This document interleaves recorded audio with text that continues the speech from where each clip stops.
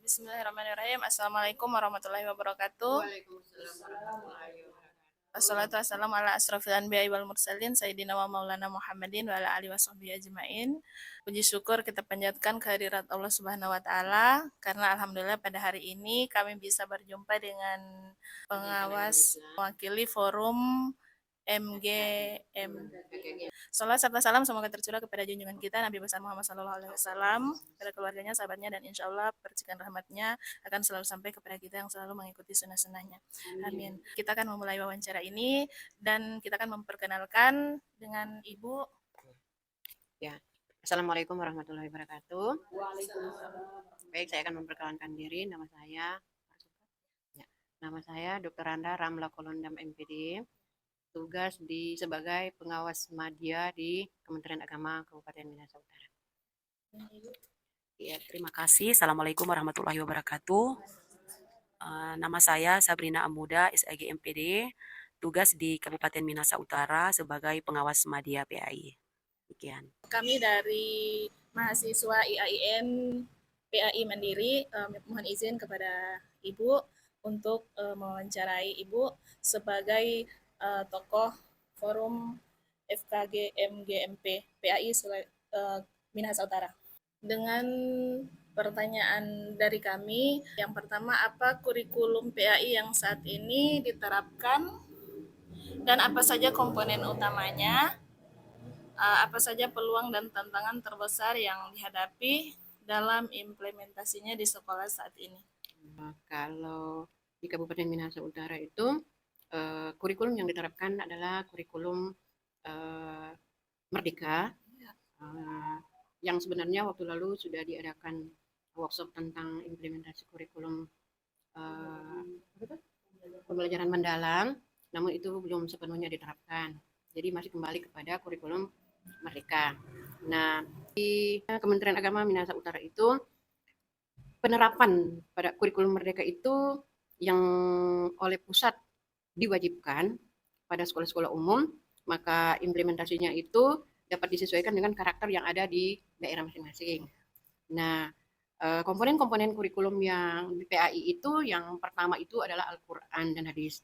Karena kita tahu bersama bahwa pendidikan agama Islam, kurikulum pendidikan agama Islam itu harus memiliki beberapa elemen, ya. Elemen yang pertama ada Al-Quran dan Hadis, yang kedua akidah, yang ketiga akhlak, yang keempat fikih, dan yang kelima adalah sejarah peradaban Islam. Nah, komponen-komponen ini berdasarkan pertanyaan yang sampaikan tadi bahwa yang terkendala pada implementasi kurikulum yang merupakan elemen-elemen yang ada dalam pembelajaran pendidikan agama Islam dan budi pekerti itu, yang paling terkendala adalah dalam hal Al-Quran dan Hadis. Karena siswa-siswa di sekolah umum itu pada umumnya kurang mempelajari Al-Quran dan Hadis. Apalagi di pendidikan agama Islam di sekolah itu, kalau jenjang SD itu 4 jam, yang SMP 3 jam, dan SMA 3 jam satu minggu. Nah, satu minggu itu cuma 3-4 jam. Sehingga hasil pembelajaran daripada pendidikan agama Islam yang ada di sekolah umum itu terkendalanya di situ. Apalagi orang-orang tua siswa yang kurang memperhatikan anaknya untuk memberikan waktu peluang untuk belajar agama di TPQ. Karena orang tua sibuk, nah anak-anak banyak yang hanya bermain, tidak belajar. Terima kasih Ibu atas penjelasannya. Pertanyaan yang kedua, bagaimana kondisi kuantitas guru PAI di Minahasa Utara atau Sulawesi Utara? Apakah kita sedang mengalami darurat kekurangan guru PAI atau justru jumlahnya sudah ideal? Siapa yang paling terdampak, sekolah negeri, swasta, atau pelosok? Oh iya, kuantitas guru PAI yang ada di Minahasa Utara itu masih kurang. Nah, kurang dari ideal, ya. Tadi kan dibilang apakah sudah ideal? Kurang dari ideal karena masih terdapat beberapa sekolah yang ada di Minahasa Utara khususnya belum memiliki guru agama Islam. Memang benar dari Kementerian Agama tidak lagi mengangkat guru pendidikan agama. Yang mengangkat guru pendidikan agama Islam itu adalah Pemkab dan Dignas. Sehingga mereka dari segi pendataannya tidak maksimal, sehingga masih banyak sekolah-sekolah negeri maupun swasta yang belum memiliki guru pendidikan agama. Saya contohkan, kemarin hari kami datang di salah satu sekolah yang tidak ada guru. Ini dampaknya sudah masuk pada dampak. Iya, Bu. Siswa yang berjumlah 52 orang itu diajari pendidikan agama Kristen. Ya, diajari pendidikan agama Kristen. Sehingga kami yang kemarin, yang sudah yang keempat kali datang di sekolah itu, mengajukan permohonan kepada kepala sekolah, namun kepala sekolah tidak pernah ketemunya hanya dengan guru-guru. Ada sebagian guru yang menerima kedatangan kami ke situ, tapi sebagiannya tidak menerima. Alasannya, dari semester 1 sampai semester sekarang, anak-anak itu belajar agama Kristen. Yang kami mohon ke sana kemarin, mau menawarkan soal agama, supaya anak-anak itu bisa dapat nilai dari pendidikan agama Islam. Tetapi mereka sebagian menolak, karena alasannya nilai dari semester 1 baru sampai muka semester 2 itu nilainya dari nilai agama Kristen. Sampai detik ini kami masih berupaya untuk mendatangi kepala sekolah dan menawarkan bahwa kami siap memberikan soal dan memberikan macam kalau memberikan kisi-kisi supaya anak-anak ini bisa belajar. Iya. Sampai detik ini belum ada hasilnya dan anak-anak masih belajar agama Kristen. Jadi dampak daripada kekurangan guru salah satunya adalah siswa belajar agama Kristen. Iya, Bu. Tapi ada yang unik juga, ada yang unik yang orang temui di SMA Negeri 1 di Membe. Di situ tidak ada guru agama Kristen. Yang mengajar agama Islam adalah penatua. Baru orang sempat ketawa dan maksudnya rasa lucu dong. Saya bilang begini, Pak, bagaimana caranya Bapak mengajar agama Islam sedangkan Bapak adalah seorang penatua? Oh, saya Bu mengajar sesuai dengan buku. Iya. Nah, saya mengajar sesuai dengan buku, tetapi kalau sudah pada hal-hal yang sangat esensial atau yang sangat pokok tentang pelajaran agama Islam, dia minta kepada siswa yang sedikit paham tentang itu. Iya, Begitu. Iya, baik. Langkah-langkahnya. Oh, masih ada? Iya, Oh. baru mulai. Langkah-langkah dari Kementerian Agama untuk mengatasi masalah ini yang pertama adalah memeriksa data aplikasi siaga para guru yang sudah sertifikasi untuk melihat jumlah rasio siswa yang ada di sekolah di mana guru itu sudah sertifikasi. Karena ada guru yang sudah sertifikasi siswanya cuma sampai 15 orang. Sedangkan rasio siswa per kelas itu harus 15 orang. Ada yang satu sekolah itu cuma 3 orang malah siswanya. Jadi ada yang cuma 3 orang siswa, ada yang 15 orang, ada yang 30, ada yang 60, ada yang 52. Itu belum memenuhi rasio. Nah, rasio siswa itu kan 15 orang. Nah, dia kalau SD dia kan harus ada 6 kelas. Nah, 6 kelas dia harusnya 90. 90 siswa itu 90 siswa itu baru dia bisa mencapai 24 JP jam pelajaran. Sedangkan dia siswanya cuma 15. Nah, setelah kami telah data kekurangan guru, maka guru-guru yang sudah sertifikasi ini kami tugaskan untuk mengambil jam di sekolah-sekolah yang tidak ada guru. Itu kendalanya. Bahkan sampai guru yang kurang rasio siswanya kami tugaskan ke madrasah yang membutuhkan guru mata pelajaran, misalnya fikih. Kalau SD, kalau MI itu kan ada PAI, misalnya fikih atau SKI atau apa yang di madrasah itu, di MI itu tidak ada guru misalnya yang khusus dengan mafal itu. Jadi upaya yang dilakukan oleh Kementerian Agama Minahasa Utara menugaskan kepada guru-guru sertifikasi untuk mengambil jam di sekolah yang tidak ada guru tetap, bahkan memberikan tugas kepada mereka untuk mengambil jam di madrasah. Gitu. Ya. Iya. Jadi untuk memenuhi 24 jamnya kami tugaskan seperti itu. Baik Bu, kita lanjut ke pertanyaan berikut. Di mana ruang lingkup kendala terbesar itu terjadi? Apakah ada ketimpangan kualitas penerapan kurikulum antara sekolah di perkotaan dengan daerah-daerah pelosok? Karena untuk Minahasa Utara itu ada kelompok kerja guru KKG SD dan MGMP untuk SMP dengan SMA. Jadi di setiap bulan ya kami itu berkumpul untuk melaksanakan pertemuan. Nah, jadi maksudnya ada kendala-kendala dari masing-masing sekolah yang di dalam penerapan kurikulum mendalam ini. Jadi kita curhat di situ. Solusinya seperti apa? Kira-kira apa yang akan langkah-langkah apa yang kita akan lakukan seandainya ini seperti ini. Nah, jadi di situ tempat kita untuk memberikan solusi kepada teman-teman guru yang memiliki kendala dalam hal umpama ya penerapan daripada kurikulum mendalam ini. Tapi bersyukur banyak ada kan sekarang ini kan ada bantuan pemerintah semacam apa itu TV apa itu ya digital slide digital. Nah jadi di situ tinggal dari kepiawaian daripada guru itu bagaimana dia mengaplikasikan apa IT yang dia miliki. Jadi anak-anak ini bisa guru menerapkan langsung pembelajaran itu melalui slide yang ada, iya layar itu. Nah jadi semacam katanya mereka ya terbantulah.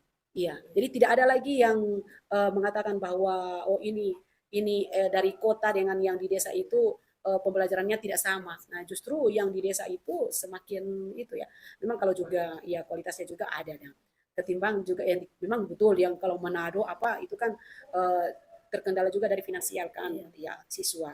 Nah, mereka kan ada juga di antara siswa yang tidak memiliki HP yang Android. Ya.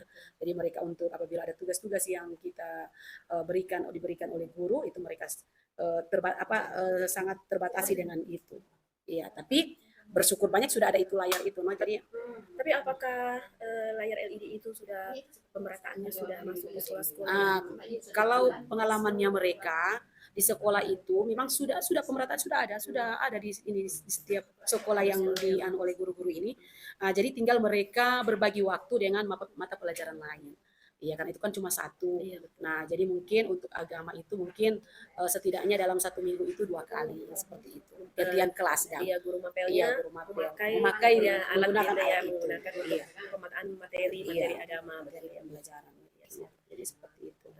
Baik Ibu, terima kasih atas jawabannya. Nanti kita masuk kembali ke pertanyaan yang berikutnya.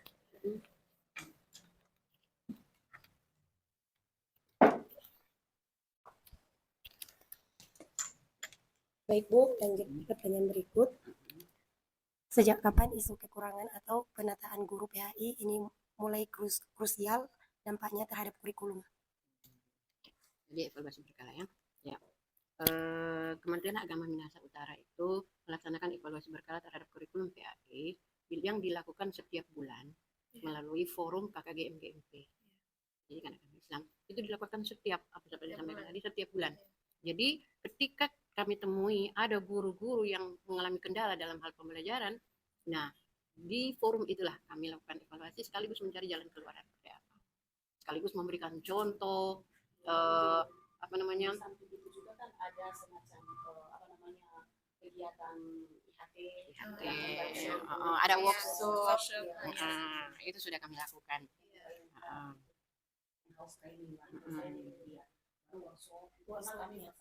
Walaupun dengan mengorbankan juga budgetnya dan dananya finansialnya dari guru. Iya. Mereka punya kompetensi. Iya. Untuk sertifikasi itu biaya sebagian itu untuk orang punya meningkatkan kompetensi guru. Iya. Iya.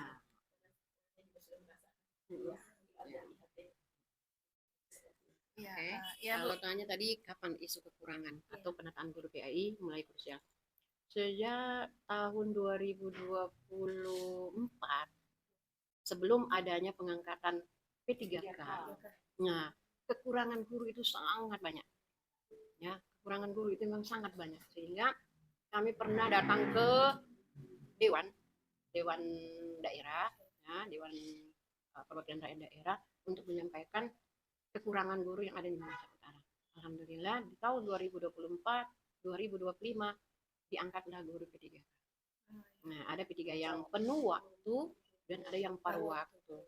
Nah, yang kami sayangkan, ini masalah yang sangat penting juga, ini guru paruh waktu. Yang sampai saat ini kami sangat prihatin dengan keberadaannya karena gaji mereka itu disesuaikan dengan keputusan kepala sekolah. Ada bahkan yang cuma 250 per bulan, ada yang 300, bahkan ada yang sampai 1,5 juta sampai 1 juta. Namun setelah mereka melaksanakan PPG, mengikuti PPG dan menerima dana sertifikasi, gajinya itu dikembalikan ke sekolah. Jadi istilahnya TGR, ya, istilahnya TGR kembali. Itu yang mungkin bisa diangkat ya, Iya. bisa diangkat nanti di apa skripsi atau apa Iya. yang Itu yang sudah menjadi hak mereka. Tapi kenapa apa pihak dari Dinas dinas mau menarik yang itu? Sudah diberikan tapi Sudah gaji Iya, gaji diganti gitu ya. diganti. kalau diganti kembali ke kas negara, itu kan Kas, dana bos. iya. Sedangkan kan dana bos kan sudah dikeluarkan melalui laporan. Sesuai dengan laporan. Nah, kenapa itu dikembalikan? Ada apa? Itu bisa mungkin ya disampaikan Iya, supaya jadi bahan rekomendasi kan. Ini di dewan, dengan Ya, iya anggota dewan khususnya bidang pendidikan. Ya. Jadi itu ya. Iya, Bu. Yang berikut, Bu, mengapa kurikulum PAI harus terus beradaptasi dengan perkembangan zaman? Dan juga seperti sudah dijelaskan tadi masalah jumlah guru kurang. Nah, apakah itu bagaimana pengaruhnya terhadap capaian target kurikulum ke siswa? Maksudnya kurikulum PAI itu ini dititik beratkan kepada guru. Di sini guru itu bukan cuma tahu dalam hal doa, dalam hal apa tidak, tapi guru juga itu dia boleh berakselerasi dengan apa namanya mapel-mapel lain. Setidaknya kita sebagai guru PAI itu bukan cuma hanya menunggu atau apa tidak, seharusnya kita harus memberi diri dan juga mengembangkan kita punya keilmuan supaya kita juga tidak disepelekan dengan guru-guru mata pelajaran lain. Iya, setidaknya kita ada apa namanya ada kualitas ya di hadapan mereka. No? Contoh iya IT apalagi itu. Nah contoh kan seperti pengalaman saya ya waktu masih guru PAI. Jadi kan diberikan kesempatan kepada kalau seandainya ada kegiatan IHT di sekolah yang dinas yang itu, kami juga selalu memberikan tanggapan, memberikan masukan. Nah, yang seperti begini, nah alhamdulillah mereka juga menerima itu. Iya, jadi menurutnya mereka, nah itu seperti guru PAI, bukan cuma dengar, duduk, diam, dan iya maksudnya iya harus kita memberikan komentar. Nah, jadi itu juga menjadi apa namanya patokan untuk mereka bahwa ternyata guru PAI itu juga bisa. Nah, jadi itu seperti jadi dibilang kepada teman-teman guru lain, jadi kita cuma kita kok cuma guru PAI, ada kan seperti itu teman-teman. Kita kok cuma guru PAI. Nah, apalagi kita di guru di sekolah umum yang di situ kita kan cuma seberapa orang, ada kalanya cuma sendiri. Iya. Nah, justru kita sendiri ini dari 60 guru, contohnya di sekolah saya dulu kan 60 guru, kami guru PAI cuma 4 orang. Nah, guru yang beragama Islam itu 4 orang yang muslim. Nah, dari situ kita bisa bagaimana kita beradaptasi dengan mereka. Jangan sampai apa namanya setiap program-program kita ini dianter ataupun tidak diterima oleh kepala sekolah. Tinggal bagaimana cara kita, guru kita untuk beradaptasi dengan Kepsek. Iya.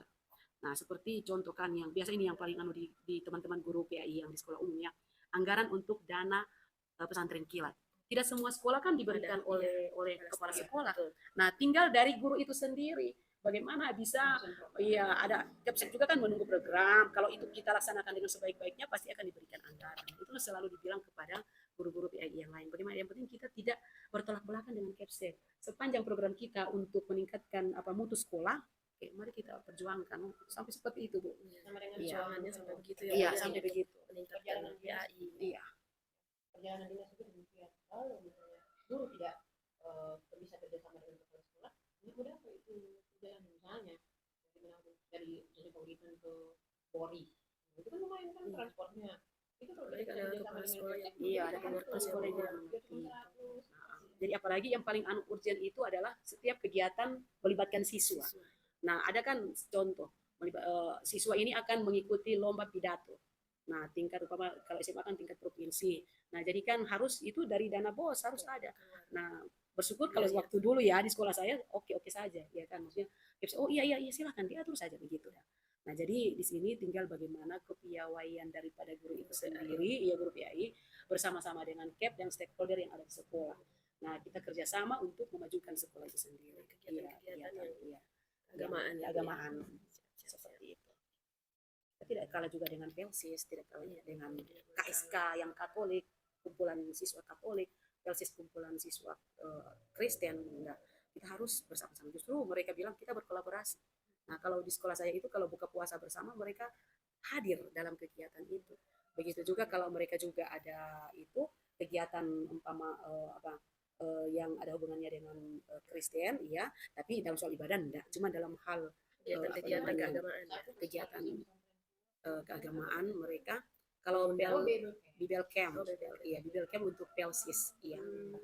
Nah, jadi biasa dorang juga undang rohis, tapi cuman untuk sampai pada pembukaannya. Kalau sudah selesai itu materinya mereka, ya.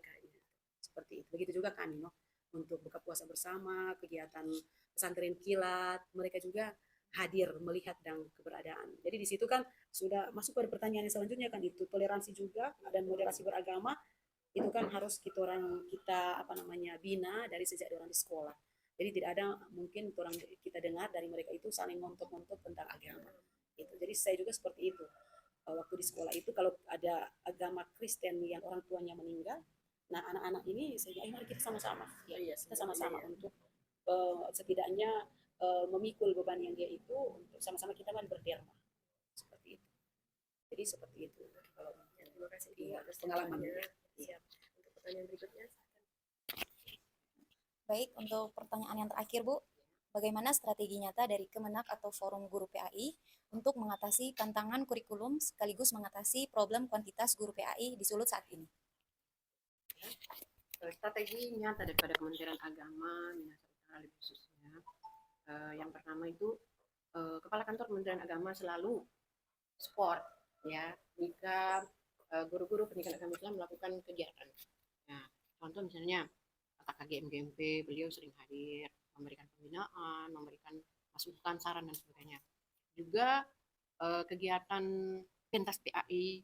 Nah, Kepala Kantor itu sangat memberikan apresiasi kepada guru-guru pendidikan agama Islam karena ini kegiatan-kegiatan tersebut itu untuk menguji kualitas daripada baik guru maupun siswa yang ada di sekolah umum.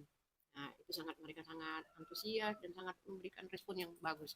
Itu yang berikut, melalui kegiatan KKGM GMP, beliau juga memberikan motivasi-motivasi kepada guru-guru yang baik yang PNS, non PNS maupun yang masih P3K. Kementerian Agama itu selalu berupaya untuk mensejahterakan guru.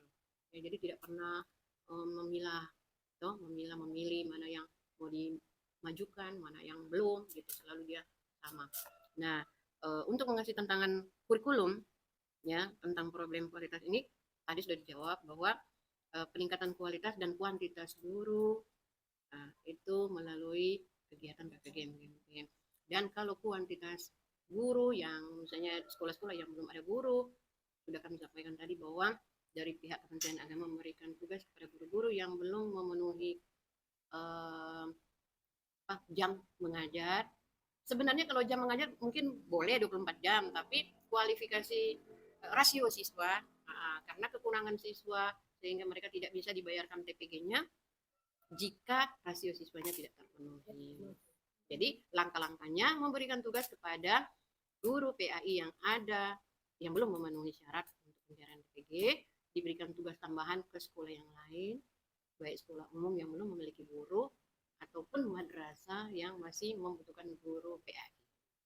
Tapi ada juga tambahan, tapi ada juga yang bukan mengecewakan, ya, maksudnya PAI, karena Sulut itu serta mengikuti TBK yang itu oleh baca tulis Al-Quran yang di program dari pemerintah Kementerian Agama yang kemarin itu, ya, di mana bahwa untuk Sulut itu ranking yang paling bawah.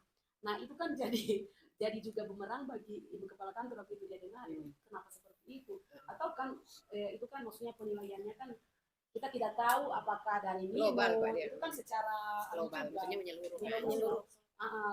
Kualitasnya yang dari Mino kan menurut kami sudah bagus, sudah boleh. Mereka tahu baca Al-Quran guru-gurunya. Kita tidak tahu kan dari kabupaten kota yang seperti itu. Nah, sehingga itu juga yang Ibu Kepala Kantor juga merasa kecewa. Sampai dia bilang, kenapa seperti itu? Apa masalahnya? Apa dia masalah? Kenapa guru-guru belum mampu untuk baca Al-Quran? Nah, kita disampaikan, mungkin kalau itu Bu, bukan cuma di Mino, tapi mungkin iya, karena di beberapa kabupaten yang lain. Jadi seperti itu. Tapi untuk kamu sudah kolaborasi Kemenak dengan guru-guru juga sudah memberikan motivasi. Nah, begitu juga bagi guru-guru PAI dalam hal pembayaran PPG-nya mereka selalu digenjot supaya secepatnya untuk pemberkasan itu, pencairannya supaya cepat. Kalau berkasnya sudah lengkap, jadi pencairannya juga secepatnya. Seperti itu. Oh, ada satu lagi itu, kalau guru yang diangkat oleh Kementerian Agama sekarang yang tersisa ya, untuk khusus untuk Minahasa Utara itu tinggal 2 orang. Nah, guru PAI khusus tinggal 2, sisanya itu Pemkab dengan Dignas. Jadi Karena orang terakhir PAI mengangkat guru itu orang di 2004. jadi apa istilahnya ya? Itu. Jadi Ya, yang dikhawatirkan kan kemarin kan guru PAI yang diangkat oleh Kementerian Agama habis. sudah habis. Itu mungkin boleh diusulkan. Boleh diusulkan. Nah, menurut yang direktorat kan pengangkatan itu sudah itu kepada Dignas, bukan lagi Kementerian Agama. Nah, itu yang kendala. Nah, itu kan tuh dari, Mungkin boleh jadi rekomendasi. Ya. Ya. tadinya kan gimana ya yang dari Polri sampai itu angkatannya kan itu banyak yang itu mereka sudah perampingan itu macam yang di bagian Box-nya. boxnya itu ya. Pokoknya kalau yang namanya pendidikan itu tugasnya Dignas. Dignas, iya. Ah, jangan sampai lagi ini pengangkatan guru madrasah ini nanti Dignas juga yang angkat. Gitu? Karena kalau Dignas yang angkat guru madrasah, tidak menutup kemungkinan di Minahasa Utara sudah ada guru agama, guru madrasah yang diangkat oleh mereka. Bisa, karena kan sini bisa saja dari ini pengalaman apa kata istilahnya kalau mau pengangkatan itu misalnya 30 orang kuota. Kadang ada bahasanya yang jatahnya yang terlalu 100 orang. Yang 4 orang itu nggak sampai semua. Di sana yang banyak. Sehingga sekarang Ada yang nyata satu sekolah sampai 40 guru agama Kristen. Tungturan nggak ada sama sekali. Contoh yang di Impres Kolongan, Koltem itu, berapa orang ada 4, tungturannya ada sebisa tuh. Nah, itu pun tidak sebanding. itu pun honor.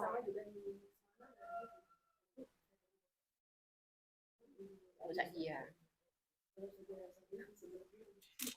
Iya, siapa tahu ada yang dari ini boleh mau bantu di minut ya toh?